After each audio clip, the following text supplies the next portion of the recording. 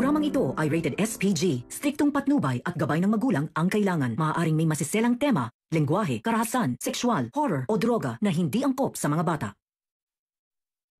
Sa nalalapit na pagtatapos ng Lilet Matias Attorney at Law, nabigyan na ng hustisya ang pagkamatay ni Attorney Meredith at Ino. Alamin natin. Welcome back sa aking channel, mga kaganapan sa Lilet Matias. Ang mga sikreto ay tuluyan ng nalantad.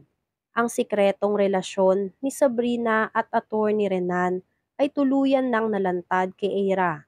Hindi nakatanggi si Attorney Renan sa mga paratang ni Lilet at Kurt laban sa kanya. Sa tindi ng ebidensyang pinakita ni Lilet at Kurt, ganun din katindi ang galit na naramdaman ni Eira sa kanyang nobyo na si Attorney Renan. Pakiramdam ni Eira, pinagsakluban siya ng langit at lupa dahil sa nangyari at revelasyong nalaman niya. Halos itakwil ni Eira si Attorney Renan. Buong akala pa nga ni Lilet ay hindi sila paniniwalaan ni Eira. Ngunit sa tindi at konkretong ebidensya na hawak ni Lilet laban kay Attorney Renan, wala na siyang lusot.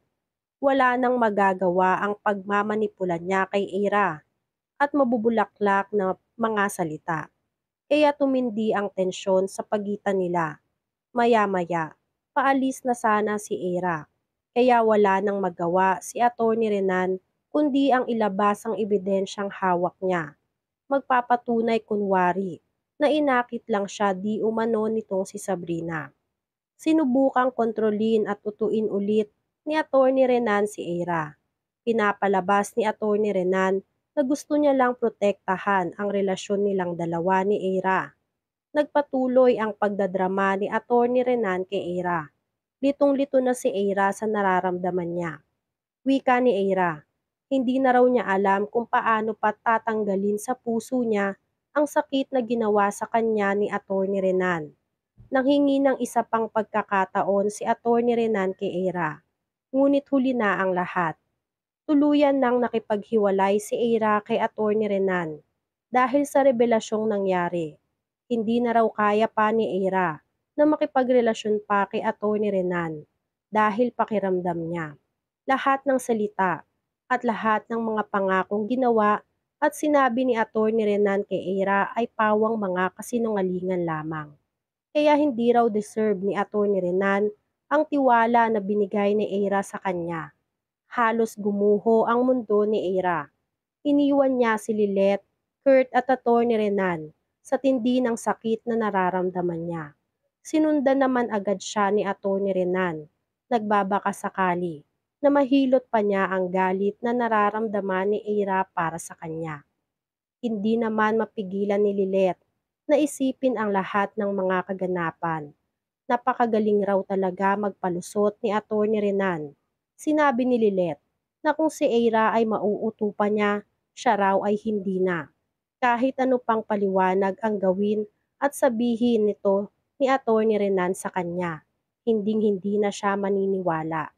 Lalong-lalo na ang tungkol kay Sabrina, na gusto raw di umano nito na magpakamatay. Determinado si Lilet na malalaman niya din ang buong katotohanan. Handa naman si Kurt na tulungan si Lilet. Handa rin siyang mag-imbestiga sa nangyari. Samantala, habang pinipilit ni Ramir na pag-ayusin ang mag-inang si Patricia at Trixie, nakarating naman kay Trixie na patay na si Sabrina. Kaya nagpasya siya na magpunta sa ospital. Dahil sa takot ni Patricia, nagpasya siyang sundan si Trixie sa ospital. Sinubukan siyang pigilan ni Ramir, pero dire-diretso lang si Patricia. Habang nag-uusap si Lilet at Kurt, biglang sumulpot si Trixie na ikinagulat ni Lilet. Buong akala ni Lilet ay hindi na siya kakausapin pa ng kapatid na si Trixie. Ngunit sinabi ni Trixie na gusto niya lang na personal na makiramay kay Lilet sa nangyari kay Sabrina at yung landaw ang pinunta niya. Paalis na sana muli si Trixie nang pigilan siya ni Lilet. Gustong malaman ni Lilet kung ano ang gustong sabihin sa kanya ni Trixie na naudlot. Kinabahan bigla si Trixie. Hindi niya alam kung paano niya malulusutan si Lilet. Ayaw ilaglag ni Trixie ang sarili niyang ina na si Patricia. Dahil napansin ni Patricia na kino-corner na ni Lilet si Trixie, bigla siyang umeksena. Siya ang nagpalusot sa sasabihin ni Trixie, kaya hindi natuloy ang pagbaliktad kay Patricia. Nagtataka naman si Lilet at Kurt kung bakit bigla na lang sumulpot si Patricia sa kanila. Nakaisip ng paraan si Patricia. Sinabi niya na malapit lang kasi sa ospital ang kinainan nilang pamilya. Kaya minabuti niyang sundan si Trixie dahil hindi pa raw okay si Trixie hanggang ngayon.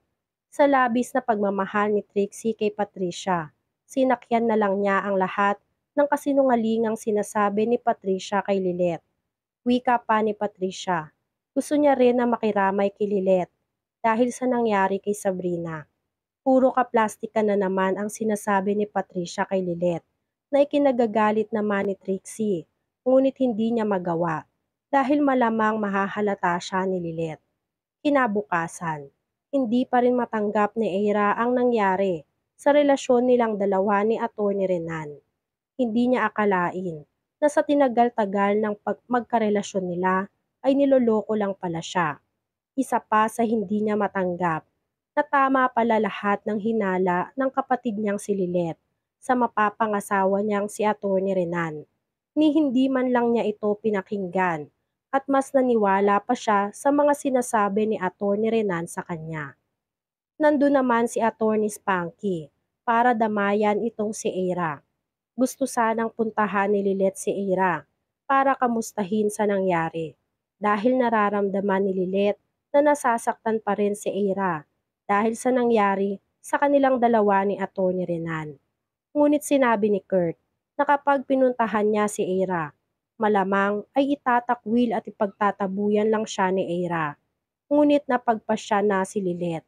Sisilipin niya si Eira kahit ipagtabuyan pa siya nito.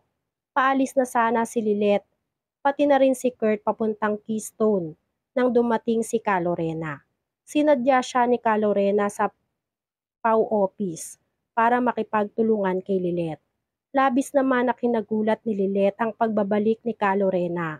Diretsahang sinabi ni Calorena kung ano ang pakay niya kay Lilet.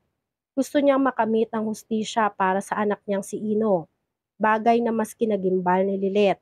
Samantala, sa nalaman na rin ni Patricia ang muling pagbabalik ni Calorena, nararamdaman ni Patricia na may binabalak si Calorena na ipaglaban ang hustisya para kay Ino.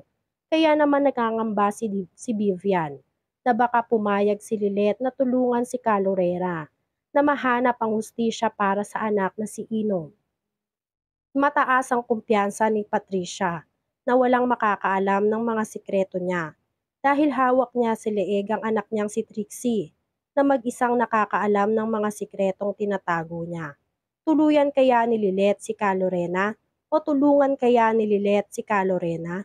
Yan nga ang mga kaganapan at mga dapat nating abangan dito sa Lilet Matias. Kung gusto niyo pa ng mga ganitong klaseng video ay mag-subscribe at i-like itong video na to. Maraming salamat po.